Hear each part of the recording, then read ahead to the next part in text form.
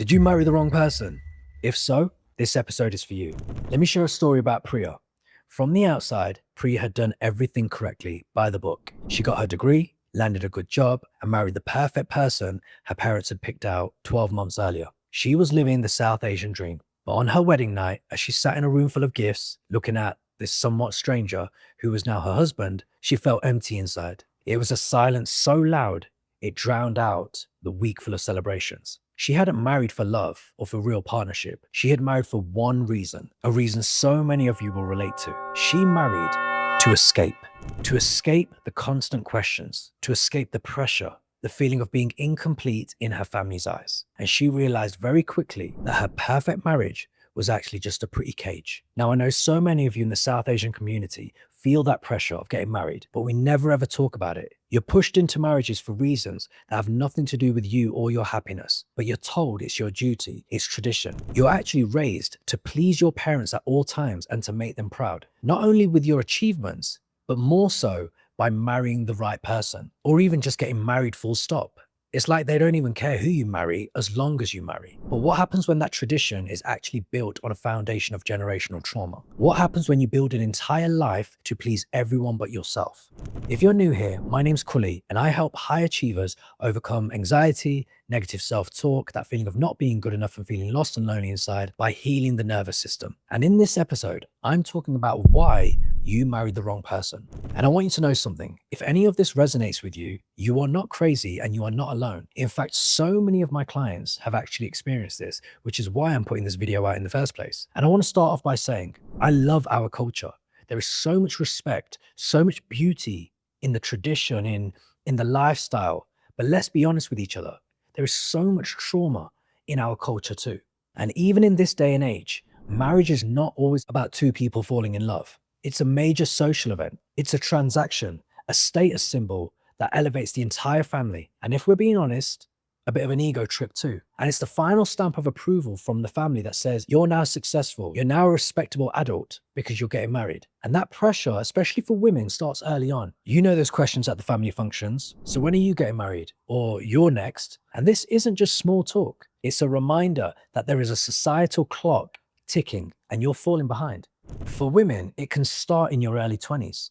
And for the men, it might start a little bit later, but it's still there nonetheless. And the pressure creates a powerful story we all start to believe. You are not whole. You are not fully complete until you are married. Your career, your personal growth, your passions, your hobbies are genuinely just seen as things that you do before the main event of getting married. Your education becomes less about your passion and more about how marriage material it makes you. A good job is great, but its real value is measured by the quality of a match it can secure for you. The whole system is built around what other people think. It's about family honor or izzat, right?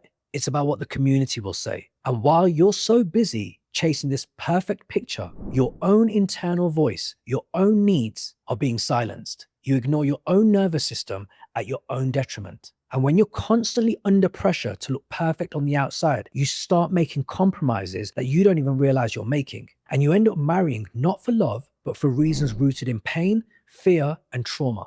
For so many of us, our childhood home was not a safe space. It was a place full of control, constant criticism, lies, arguing, passive aggressiveness, violence, and a total lack of security. We grew up with this constant anxiety and this feeling of not being good enough. So for a lot of you, marriage was actually sold to you as a way out. It's the light at the end of a dark tunnel, a fresh start. The belief is that a new home, a new family will somehow magically heal the wounds of your old one.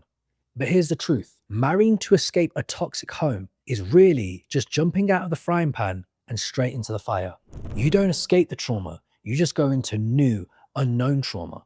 And you carry those unhealed wounds into this new life of yours. And because you've never seen what a healthy relationship even looks like, you're much more likely to end up in a toxic relationship. A woman might go from a father who was emotionally and physically unavailable to a controlling husband and over-demanding mother-in-law because she never felt the presence or the love of a strong father figure who could teach her what a strong, healthy, masculine love actually looks like. The emotional neglect you felt as a kid makes you a target for love bombing and manipulation because you're so desperate for that affection that you never got in your childhood. And fellas, I'm talking to you too. This marriage, the one that was supposed to be your freedom, just becomes a prettier cage. And it might look different. It might be more socially acceptable, but it has the same trauma, just different aesthetics. And because there's so much shame and stigma around divorce in our culture, you feel even more trapped than you were before. Now, what blows my mind is doing the work that I do. I work with a lot of people, and the amount of women that I've worked with over the last 5 years who have told me that they couldn't even go back to their parents and tell them they were being physically, mentally, or even emotionally abused. It's actually shocking. They were so afraid of bringing shame onto the family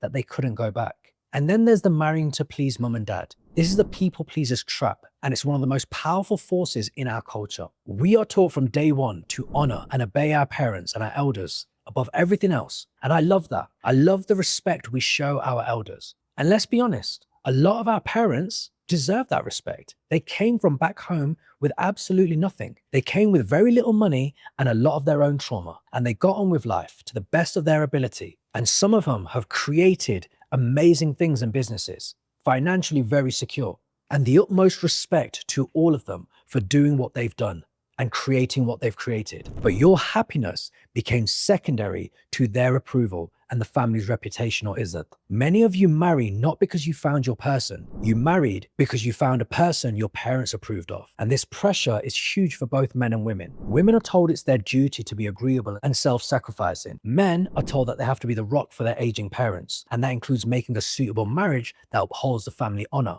So you end up on a path that you never chose. You break up with people that you are actually in love with to marry someone that you feel no real connection to and never will. And some of you are ignoring that your nervous system rejected these people or your partner from the very beginning, all just to avoid disappointing the family. So the guilt becomes a weapon. You feel responsible for your parents' happiness, a burden that was placed on you from your childhood. You silence what you want in order to respect your parents. But the result is a life of resentment to your partner, to yourself, and even to your parents. You might even live a double life, pretending to be happy at family functions, keeping up appearances, but privately you're feeling empty and dead inside. You suppress yourself so much that you forget who you actually are. Outside of being the good son, the dutiful daughter, or the perfect spouse, you don't even know who you are. But the real cost to that is your nervous system and a marriage that feels more like a performance than a partnership.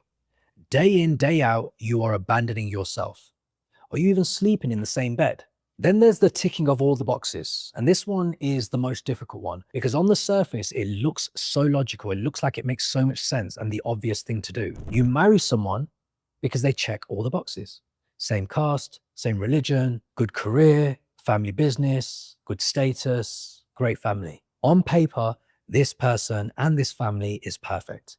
Your parents are over the moon, the community is happy, and you tell yourself this is the smart strategic move. But as you go through with it, your body was telling you a different story.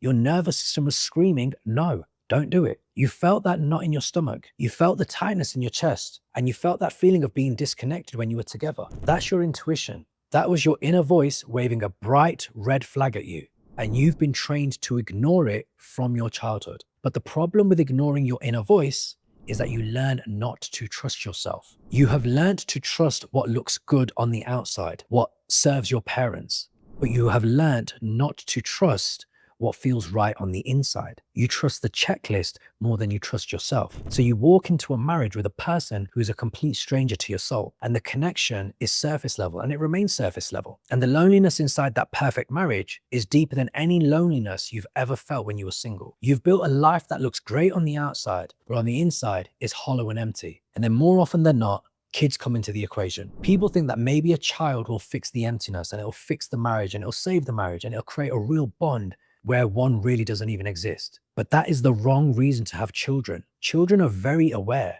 They're like sponges. They absorb the emotional environment around them. When they grow up in a home, when the parents are essentially roommates, they feel that.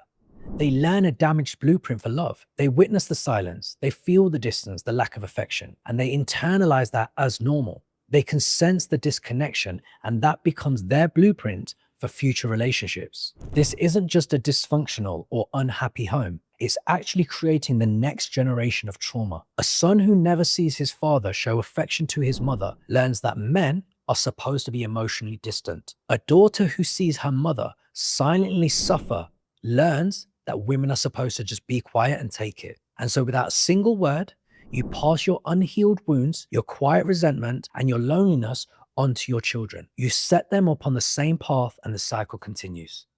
And what's the end result of these marriages? Well, there is an undeniable stigma around divorce and leaving in our culture. What we have instead are high rates of what you can call invisible divorce. Couples living in the same home, but living separate, empty lives under the same roof. They're more like roommates than romantic partners, and their conversations are often limited to logistics about the kids, the household, or financials. Some married couples are even together due to financial entanglements. And we have a generation of people taught that suffering in silence is a sign of strength, and don't share your problems. We have a generation of couples cheating on each other because they're so unhappy. Now, don't get me wrong, some people are in marriages where the agreement is that they're allowed to see other people. And if that works for you, and if that's your situation, then cool. However, when you're just straight up lying to each other and yourselves, this doesn't just create unhappy people, it creates generational trauma. And you're passing these broken ideas of love down to your children.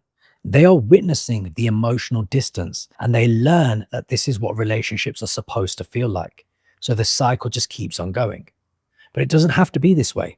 The path forward starts with one single act. Give yourself the permission to make your happiness a priority, whatever that looks like for you. And if that means having a tough conversation with your partner and actually making it work and trying to save the relationship, then do it. But if you both know you've come to the end of the road, why keep each other hostage? Forgive yourself for the choices that you've made in the past. Forgive yourself when you were just trying to please your parents. It is honorable that you want to make them happy, but you also have to have a healthy balance of making yourself happy and making yourself a priority too. And unfortunately, so many of you don't. And I know there's a lot of guilt that comes with it, but that's your childhood programming. You have to heal that and teach your nervous system that it's okay to choose yourself. And this means that you have to learn to listen to that quiet inner voice you were told to ignore. Look, breaking these cycles is not easy, and it's not going to be easy. It takes a lot of courage, but you shouldn't have to choose between your culture and your happiness. Marrying to escape, to please, or to fit a checklist are symptoms of one core problem: the deep-rooted trauma in our beautiful culture that taught us to look for validation out there instead of building it in here. We are conditioned to believe that a good marriage is one that looks good to everyone else on the outside. But a truly healthy marriage is one that creates safety for the two people that are in it. That's all I've got for you in today's episode. If you got some value out of this episode, share it with someone who needs to hear it or watch it, and check this episode out here where I talk about how to forgive your parents. And I'll see you in the next one.